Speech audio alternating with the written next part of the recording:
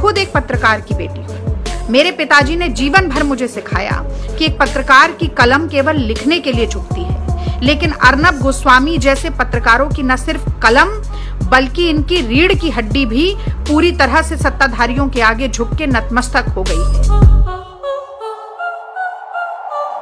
पालघर की हिंसक घटना के संदर्भ में जो गिरफ्तारियां हुई, उनमें भारतीय जनता पार्टी के क्षेत्रीय पदाधिकारी भी गिरफ्तार हुए हैं।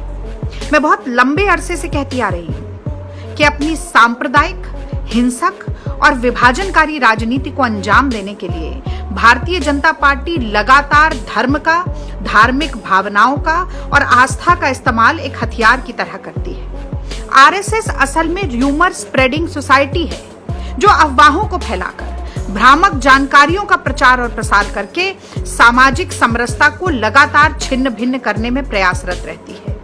अगर ये लोग डिवाइड नहीं करेंगे तो रूल कैसे कर पाएंगे?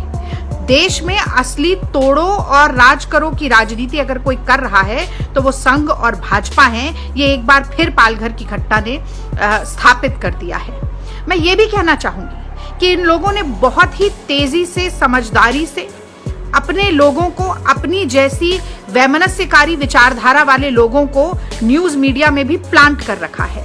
और अर्नब गोस्वामी से बड़ा उसका उदाहरण क्या होगा, जो लगातार जब से पत्रकारिता कर रहा है अपनी जुबान से जहर फैलाने और आग लगाने के काम से पीछे नहीं हट रहा है। क्या क्या नहीं कहा सोनिया गांधी जी के बारे में, इतनी निम्न स्तरीय भाषा का प्रयोग किया, अपमानजनक शब्द कहे, लेकिन पासा तो पलट गया क्योंकि अर्नब गोस्वामी की ही इतनी थू-थू हुई और उस थू-थू की झेप को मिटाने के लिए ये पूरी कहानी गढ़ ली गई अटैक की।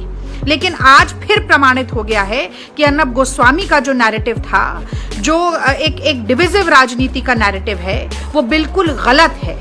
और इसीलिए मैं कहना चाहती हूँ कि मैं खुद एक पत्रकार की बेटी हूँ। मेरे पिताजी ने जीवन भर मुझे सिखाया कि एक पत्रकार की कलम केवल लिखने के लिए झुकती है, लेकिन अर्नब गोस्वामी जैसे पत्रकारों की न सिर्फ कलम बल्कि इनकी रीढ़ की हड्डी भी पूरी तरह से सत्ताधारियों के आगे झुक के नतमस्तक हो गई है।